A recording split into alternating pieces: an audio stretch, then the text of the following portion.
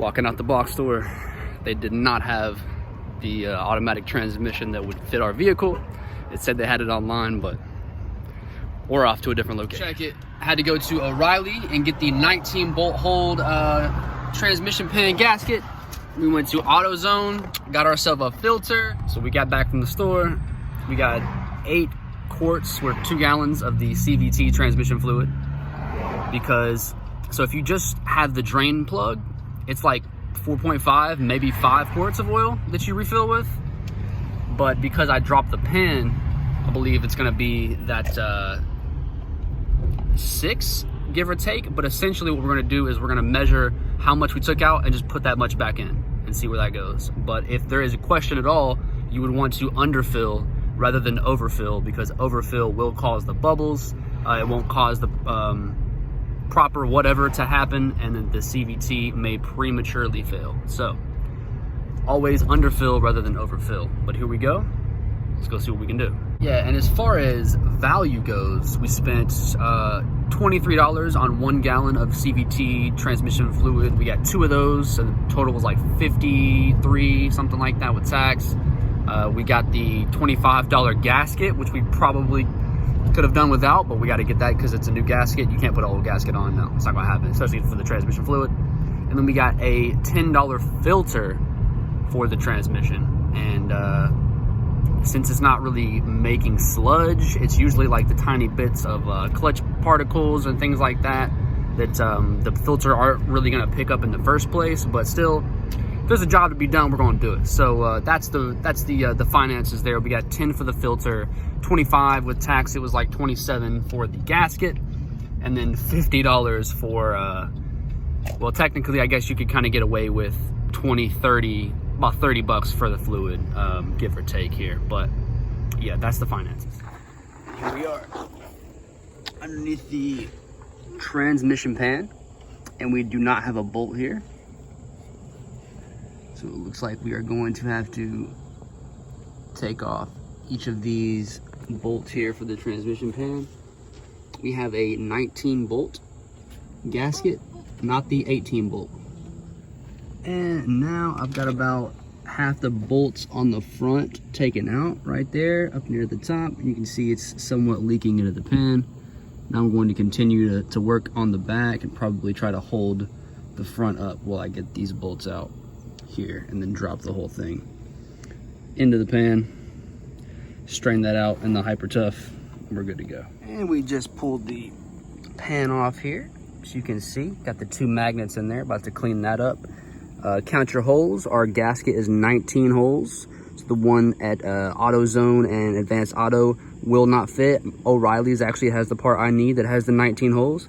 So you don't want to count those right there and that one right there, because that is a rivet. The others are actual bolts. So it would be the 1, 2, 3, 4, 5, 6, 7, 8, 9, 10, 11, 12, 13, 14, 15, 16, 17, 18, 19. Right? Again, not counting this one and not counting that one because they are rivets.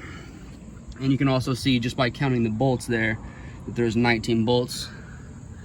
And then the filter is this part right there, a little square in there. And then there's another one back up in there. First thing we're gonna do, pop the hood, get this out, 2 10mm bolts right here. Trying to get inside to the filter. You're up from up top, you go down in here. It's literally right there. You can see, we gotta get all 4 of those bolts, holding that thing on there. Not the big one, just those 4 10mm bolts that are holding the housing up. And if you're under the car, here is the transmission pan we just removed, and then here is the filter. So you can see those are the 1, 2, 3, and then 4 bolts that hold this thing on. And looking down at the 4th bolt, the one in the hardest place to get here, you can see we easily have a 3/8 drive on there with the 3/8 adapter swivel joint with the 10mm socket. Definitely can get to that without the 1/4" drive. All good in there. I'm just gonna use a a wrench on the bottom parts underneath. You can see we got the 2 bolts up top. Now we're gonna use a 10 mil wrench to loosen these up down here. And we're coming in here from the top. But if you can see here, this is not gonna come off because there is a bolt here. Oh gosh. Here it is, right there. You really can't see it because my camera will not focus. There's the bolt right there. I believe it is another 10 mil, maybe 12. But that is what's holding this line onto here. Otherwise, we should be able to pull this off. As you can see now, this is completely loose. Make sure you have the catch pan for that. My gosh.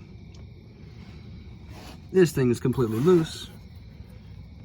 Right, good to pull out there. So we know how to go reconnect that, but go ahead, we'll move this off. Grr. Yeah, swivel that off and get the filter. Right there. There we go. Here's the old filter. You will want to get the old gasket out of there. So go ahead and get this aside. And we'll pull that out. Get our new filter in there.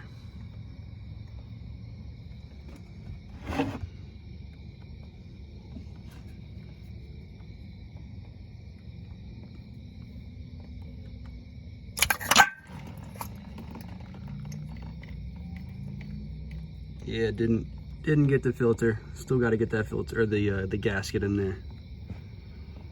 Filter looking nice. Definitely glad I was going to change this thing.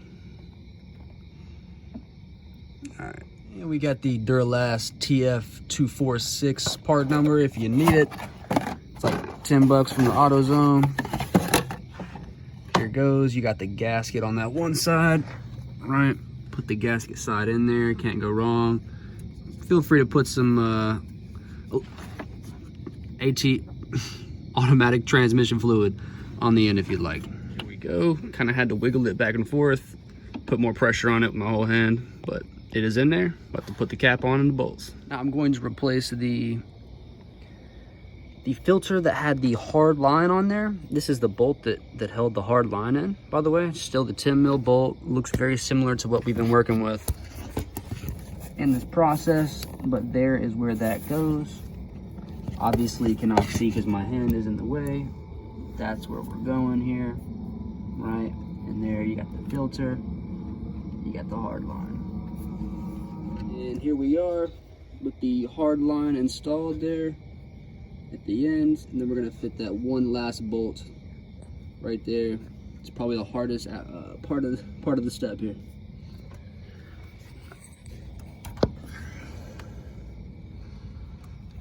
Just gonna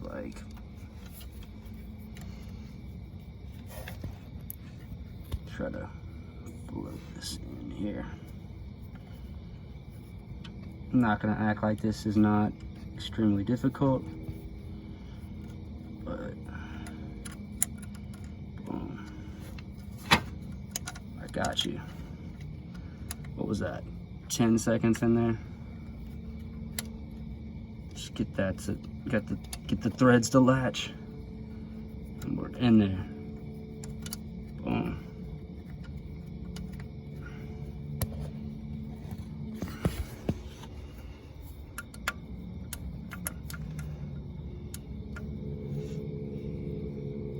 All right, so we have our filter and our hard line installed. So now we're going to install the air filter type deal we took off in the first place. We're gonna slide this in that hole and then connect that to there, and that to there with these 2 10 mil bolts, as you can see here. Should look something like this.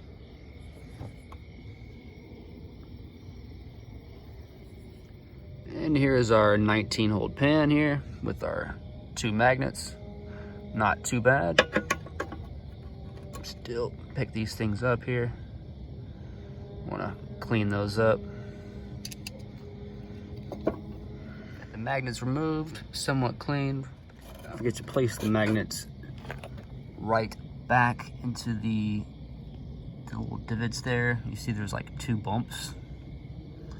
All right, use some of this brake cleaner to clean the inside of the transmission pan.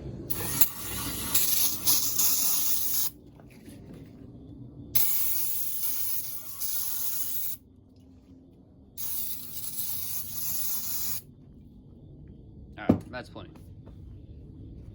Take a rag, we'll be on our way. Give it a little wipe down. Boom, looking good. We're gonna put these magnets right back where these 2 rivets go. Or those 2 raised bumps there. All right. Here's our new gasket, male, whatever that is. All right, make sure that fits up. Flip the whip around. Okay, that's it right there. Line them up. In my case, I have 19 holes. All right, so hold this thing like you got a platter. Walk into the table. All right, gasket's kind of half on there, whatever. And then just fit that thing up in there. Make sure the gasket isn't missing anywhere. It's all filled in. Grab one of these. And put these bolts in here like such.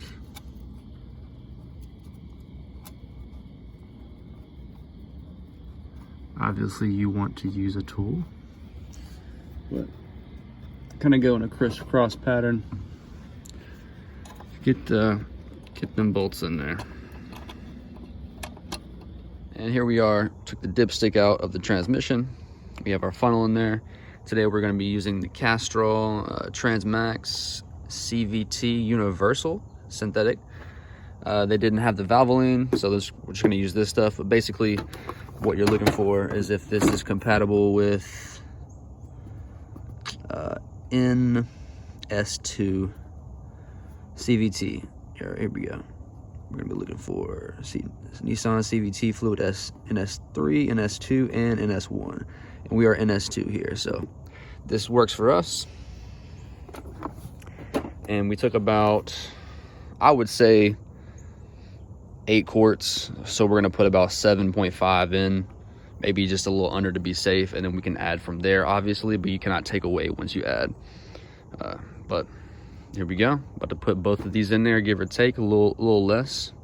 Start it up, driving around, and then make sure that we measure the level when the car is actually running. I think it was 160 was the temperature that we're looking for. So nothing too hot, but a little bit warm. And here you can see the stuff we're using is red. If you were to use the Nissan certified transmission fluid, it would be green. But as long as it meets the NS2 requirement, it is going to work for your CVT transmission. So go ahead and check what the right mixture is, but for us in the Nissan Altima for the 2.5 CVT, it's going to be the NS2. I'll say once again, if your model has the drain plug, you should only have to put in about 4.5 to 5 quarts of transmission fluid, but because I dropped the whole pan, everything came out and it was about 7.5 to 8 quarts. So that's how much we're gonna put in, is however much that came out.